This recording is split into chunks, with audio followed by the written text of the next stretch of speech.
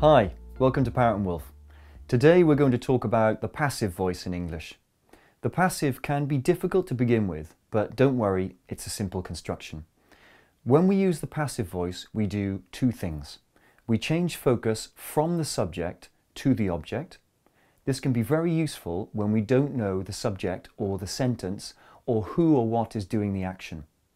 We also put distance between the subject and the action. So this can also be very useful when we want to sound like we aren't involved or we don't have any experience of the action or state. Now let's look at an example.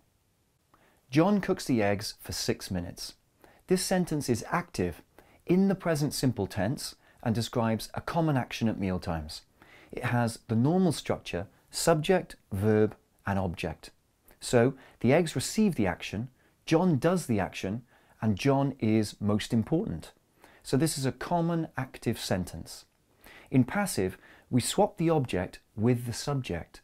The object is now the focus and we throw away the subject. For example, the eggs are cooked for 6 minutes. This sentence is passive, still in the present simple tense and describes the same common action, but it has the passive structure object plus verb. So the eggs receive the action. We don't know who does the action, so the eggs are most important. This is a passive sentence, or we can say present simple passive. The eggs are cooked by John for 6 minutes. Here we've introduced the subject John back into the sentence, but it's still passive. It has the passive structure object, verb and subject. Now, although we know the subject now, it provides distance between the subject and the action. The focus of the passive sentence is still on the eggs, not John. So, the eggs receive the action, John does the action, and the eggs are most important. So, that's the difference. In the active sentence, John is most important, the subject, but in the passive sentence, the eggs are most important, the object. So even though John is included in the sentence and he does the action, the eggs are more important. When we change between the active and passive voice, we use a different verb form or conjugation.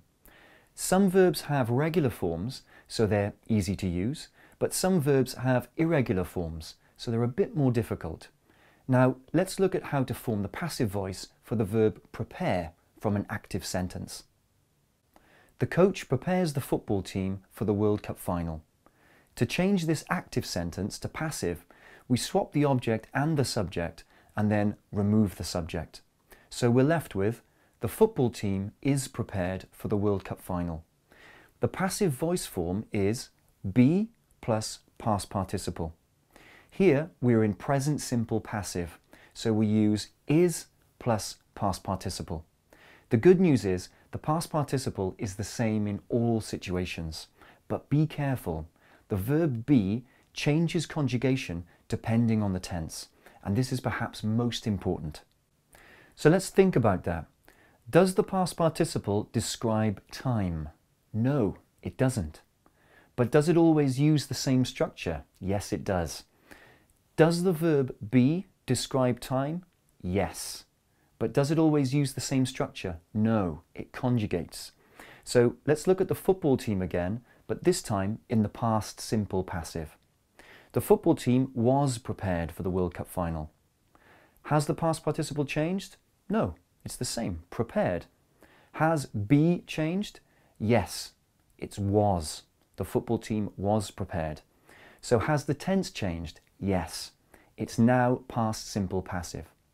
And for a future example, the football team will be prepared for the World Cup final. Has the past participle changed? No. Has be changed? Yes. It's now will be. So has the tense changed? Yes. It's now future simple passive. So remember, even with the future passive, the past participle doesn't change. So when you see the verb be with a past participle, you know you're in passive. The final thing to notice is the object and be often contract. For example, the team is prepared becomes the team's prepared, and I am prepared becomes I'm prepared. This contraction is common when speaking and writing, but it's informal when writing. So to summarize, Passive focuses on the object of the sentence. Passive uses be plus past participle, and remember to conjugate be for different tenses. To find out more about learning English for Cambridge and IELTS exams, business and work, or general conversation, visit ParrotandWolf.com.